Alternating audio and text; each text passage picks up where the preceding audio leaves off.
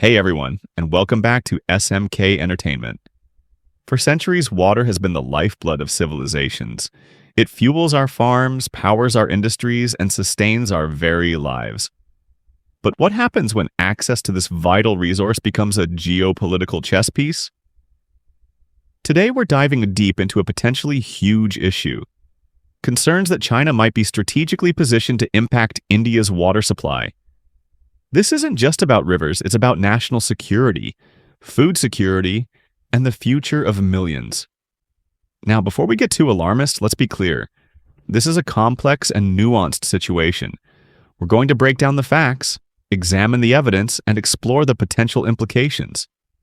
So, grab your favorite drink, preferably water, settle in, and let's get started. The Himalayas are often called the water tower of Asia. They're the source of some of the world's largest and most important rivers, providing water to billions of people across India, China, Pakistan, Bangladesh, and other countries. These rivers aren't just lines on a map. They're the lifelines of entire ecosystems and economies.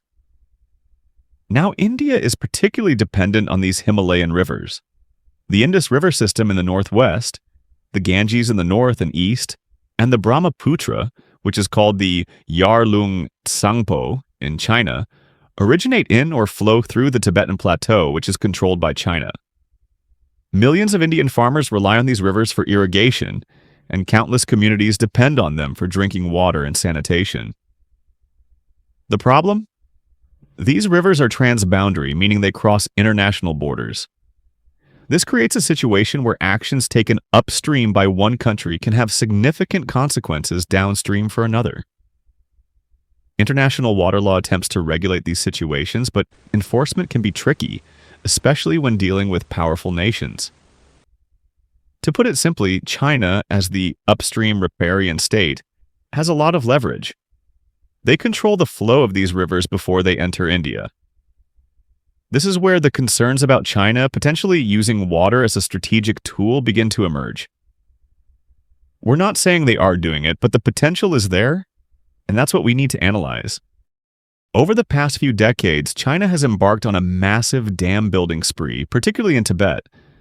They argue that these dams are necessary for generating hydropower, managing floods, and providing water for irrigation.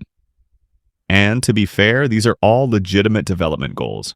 However, the scale and location of these projects have raised serious concerns in India and Bangladesh. The Yarlung Tsangpo Brahmaputra River in particular has seen the construction of several large dams, including the Zangmu Dam, the largest operational dam on the river. And there are plans for even larger projects in the future, including potential super dams. Now, here's where it gets tricky. China maintains that these are run-of-the-river dams, meaning they don't store large amounts of water and therefore don't significantly impact downstream flows. They also share some hydrological data with India under existing agreements. But experts have questioned the transparency and accuracy of this data. Concerns remain about the potential for these dams to be used to manipulate water flows, especially during times of conflict or political tension. Imagine a scenario where China drastically reduces water flow during a crucial planting season in India, or releases a massive amount of water during a monsoon, causing devastating floods. Also, sediment flow is also important. Dams that change the sediment flow down a river can affect the fertility of the land along the river and further downstream. And it's not just about the dams themselves. The construction process can also have significant environmental impacts, including deforestation, habitat loss, and the disruption of fragile ecosystems. The Tibetan Plateau is an extremely sensitive area, and large-scale infrastructure projects can have far-reaching consequences. Let's be real, water is becoming an increasingly valuable and contested resource in the 21st century. As populations grow and climate change intensifies, water scarcity is becoming a major threat to global stability. And in regions like South Asia, where water resources are already strained, the potential for conflict over water is very real. The relationship between India and China is complex and often fraught with tension. They share a long and disputed border, and there have been several military clashes in recent years.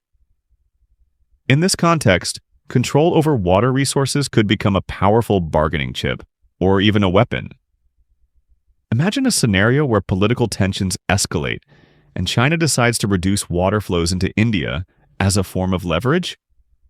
This could have devastating consequences for Indian agriculture, industry, and public health.